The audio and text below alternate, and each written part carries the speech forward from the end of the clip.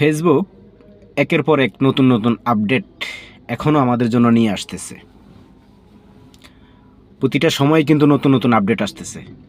এখন আবার নতুন আপডেট আসছে, যেটা আপনারা সবাই অবগত আছেন, সবাই জানেন। আগে যেহেতু লং ভিডিওর একটা নির্ধারিত ছিল যে লং ভিডিও আপলোড করতে হবে, সাথে সাথে রিলস ভিডিও আপলোড করতে হবে।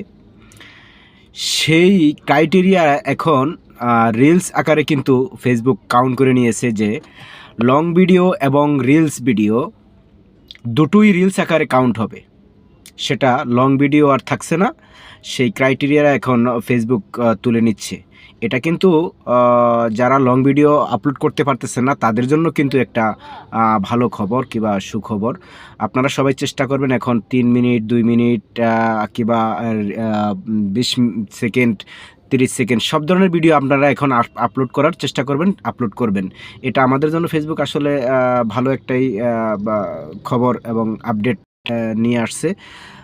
ধন্যবাদ সবাইকে। নতুন আপডেট